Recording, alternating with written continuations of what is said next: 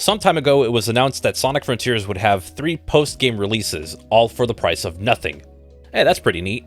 They'll be released throughout the year, and the first collection of the new content is finally here.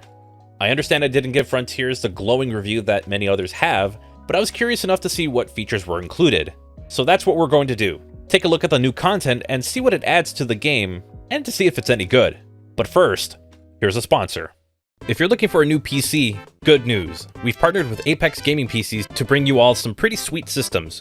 Whether you're looking for something modest, wanting to go overkill, or wanting something in between, we've got you covered with 3 pre-built PCs that myself and Apex Gaming PCs have worked on together. You can go with the Chaos PC, Super PC, or the Master PC. And I'll be honest, the names are pretty great. It's almost like they should use these names for some kind of stone or gem or something like that. Anyways, you can use the discount code GottaBeFrank for up to $250 off your purchase. With that said, let's get to the video. Let's cover the smaller things. The new content includes some quality of life improvements to the game. The animations that play when you max out your rings can be disabled, which helps a lot with timing, and you'll still be able to use the power boost, but that should be obvious. Another is a big one for the full completion of the game. See, in the base Sonic Frontiers, the Elder Coco takes way too long to upgrade Sonic's speed and ring count. Now it can be done through some extra options. Unlike the upgrades you can get for the other Coco, this one has you dumping all of your possible upgrades into one stat only. So you won't get the chance to divide the upgrades between the 2 stats, but I'll take it over what we had at launch. Something that would occasionally annoy players is this massive slot machine that appears during Starfall. That can also be turned off. Thank you! The final addition that I noticed was the jukebox.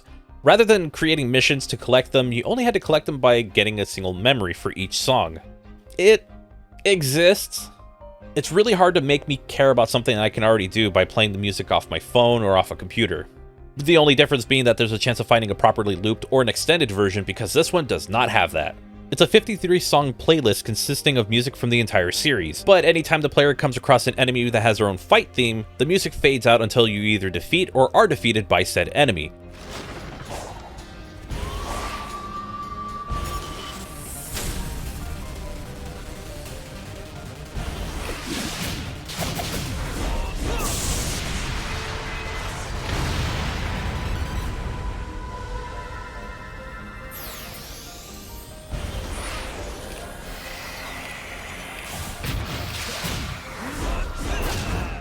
Which it will then fade back in. Everything about it was fine up until that last detail. I mean, who's gonna go boost around an open zone with their favorite song fading in and out while they accidentally come across a larger enemy? Better yet, who's just gonna stand there and do nothing in-game so they can have their favorite song play? It would have been a great addition if the music was never interrupted, but now it's useless. And that's it for minor open zone updates. There were some great ideas included, but not all of them were properly planned out. I do have one more suggestion to make. You know that one enemy in Ares Island? Would it be possible to make it so that way it doesn't steal the camera's focus away from whatever you're looking at? Such an attention seeker. This game also includes a photo mode. Now, I'm a YouTuber. There are things that I like about this because it means that I can make much better looking thumbnails. In the open zone, you can go through the pause menu, and that's how you access the photo mode. You can zoom in and out, rotate the camera, and add a few filters. That actually seems awfully light on features. But you know what, maybe it's just me. So I decided to boot up some other games that have photo modes and see exactly how it stacks up, and I was right. This thing is pretty light on features. I took games like Kenna Bridge of Spirits and Horizon Zero Dawn, and there is just so much more to work with their photo modes. I will say this, some features in Kenna Bridge of Spirits were a little easier to work with than Horizon Zero Dawn, but that's besides the point. Either way, Sonic Frontiers doesn't have this level of customization, and it really should. I mean, how is it possible that Sonic is not able to pose in photo mode? Isn't he a bit of a flashy character? Doesn't he do his poses whenever he jumps off things? Think about it. This is a no-brainer of a feature, and it's missing in this photo mode.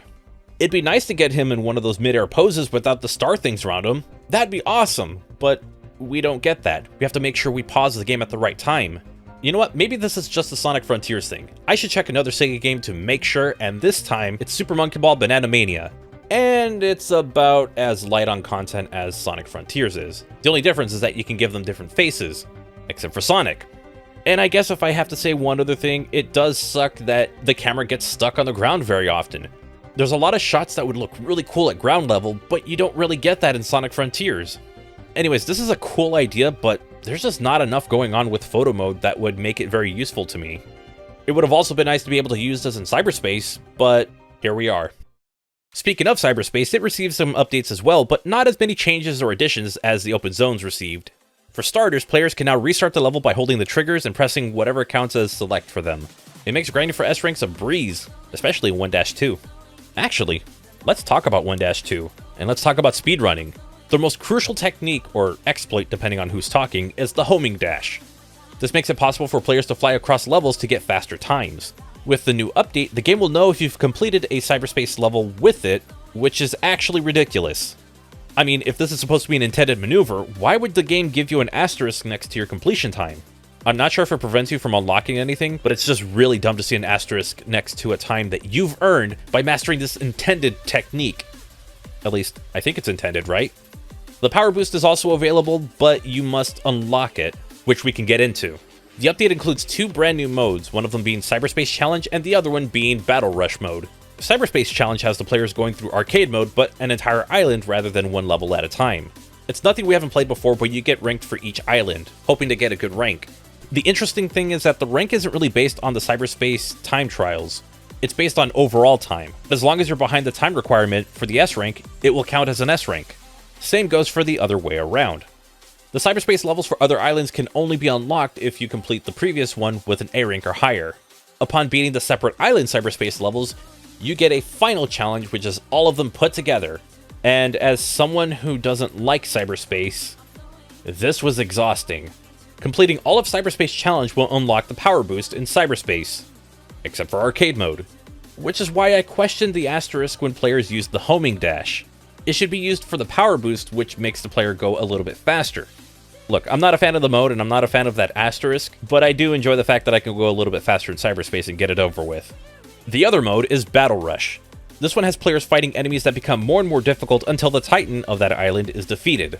I actually enjoyed most of the challenges with the exception of one. Some of them actually get you to consider your approach. This does require the use of your save files, so having an upgraded Sonic will make the experience a lot easier. Just like the Cyberspace Challenge, you need to go through each island and then all together to unlock Extreme Mode. What is Extreme Mode? Let me just say this, the last few Sonic games have been laughably easy for competent players. The hard mode that's included is nowhere near a hard mode, so their solution is to go to the other extreme and make it a one-hit death mode. It gets better. No upgrades, even more strict cyberspace times, and more aggressive Titan battles. It's an interesting response to Baby's first open world, or open zone. And I will say this, some of the moments of the Titan fights are not really made for this one-hit death mode. And I wouldn't be surprised if they weren't tested that much. I want to suggest a mode that takes elements from extreme mode, but not the one-hit death, and adding a level cap for upgrades, say 25 or 50. Call it very hard mode, and it'll add a pretty good challenge for players who aren't interested in extreme mode, and were not challenged very much in hard mode. Aside from that, extreme mode is a cool idea, but it's not exactly my kind of mode to play, and I'm sure other players would lose interest after a couple of deaths. Also, how can someone be given access to the power boost in extreme mode?